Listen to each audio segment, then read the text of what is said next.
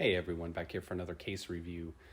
Third and final, I think I've got the two I like. The first thing you'll notice aside from my hair is that this thing is massive when you get it. This thing weighs 10 pounds.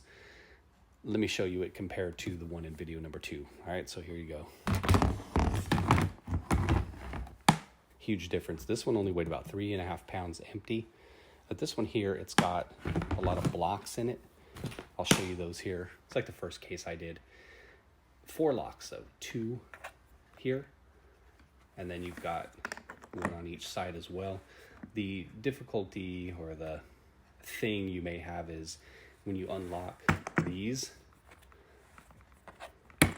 if you go to pick it up, obviously you're going to have to two-hand it because these here are a little flimsy, right? So they're always going to be getting in your way when you try to open and close the thing, right? So you see what we got going on here. Same thing when you go to close it. When you go to close it, you push the lid down. Since they're kind of flimsy, the sides may fold under. Top ones may fold under. Just a little something to consider, nothing major. This one was $109.99 on Amazon. You got the same situation here. Removable blocks. They're a little tough to get out the first time around. No big deal. You've got the foam padding here on the top as well.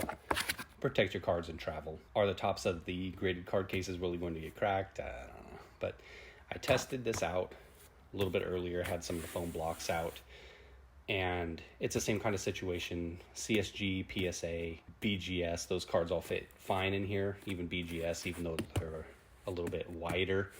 And I'll show you here when I get some cards in, but much like with the others, SGC, you're going to have to put the cards in sideways. There's the back side of it. Let's do a little view there for you. Sideways. We got the other case here. Let's compare the two sizes. Like I said, one is 10 pounds, the other is 3.5. That 10 pounds includes the blocks, so obviously when you're taking all the blocks out to put your cards in, then you'll lose some weight. How much? A couple pounds or so maybe, but really sturdy. So let's get some cards in there, show you what that looks like. All right, we got some stuff loaded up here. I kind of messed with the configuration a little bit, so let me show you what I've got going on here. Something additional. It's got locks on each side. Doesn't come with a padlock, but you can put your own little padlock there. So there you can see 1 on each side for you if you wanted to double lock it. Just in case you actually take this thing on an aircraft and you're checking it, but this baby needs to be with you at all times if you're taking this to a show or something. They say it's airline approved, whatever that means. All right, here's the inside here. Kind of zoom in here a little bit, show you what I did. They say it holds 108 PSA cards. They make this statement. A lot of them do this. They give this range of cards you can put into it. And they say 108 to 198. And they do the same for their estimates on sleeved cards, top-loaded cards, etc. If you cut out the foam, these inserts here, they're saying you can put more cards in it. I can't think of why you would want to cut or you would buy this with the dividers for each card. Like you see here, I just spaced in between. I left some space in between. This Lamar Bronze PSA 10. This Mac Jones Gold. This is BGS card, a little bit tougher to get it in and out of there. Jaw 9.5. That's Silver Jaw 10. I'm just leaving space in between these cards. That Joe Burrow, Silver, Black. You get the humor by now, right? I don't have to keep naming the cards, right? But I don't know why somebody would buy this with the dividers here, only to cut them out. But that is an option that they say. So for me, I was like, oh, okay, this thing is $109.99. So for me, I was looking at the price again, like I talked about in previous videos, price versus the number of cards you can hold. And at $109.99, I was like, oh, okay, 108 cards. But if you really want to do the labor and cut this stuff out of here, you can fit 198 cards in there. So that may be something where you're thinking about value for money. To me, that wasn't the purpose. The purpose was to have the dividers. Let's get a closer look here and I'll show you what I did. With the SGC cards, look here. Try to count this off real quick and show you something here. 1, 2, 3, 4, 5, 6, 7. And then they have this tiny block you can put here for 8 and 9. If you wanted to. You really don't need to do that. But in these 9 slots that you're using up, I actually squeezed in 9 cards. So you're not really losing anything here. Over here, if you lay the cards on their side, you could be losing card spaces, or total number of cards you can fit in there. But if you put them upright and make use of these, you could actually keep the same number of spaces, 108, or do a little bit better, right? If you take this divider out, then you can slide a card into here. This Matt Stafford PSA 10 downtown, for instance.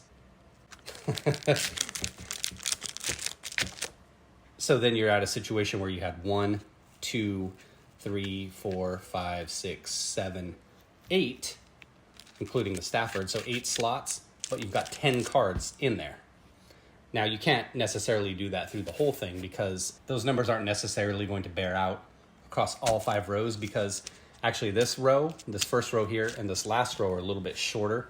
They've got a smaller piece, this piece here, compared to this size piece. All right, so let me show you that again. This piece here versus this piece here, which is in the middle 3 rows. So these middle 3 rows would actually hold 1 card more. But this little piece comes in handy, like I said, if you wanted to kind of slide it in there like that, just to space things out a little bit, kind of help yourself organize. Is that bullshit? Does it matter? Probably doesn't matter.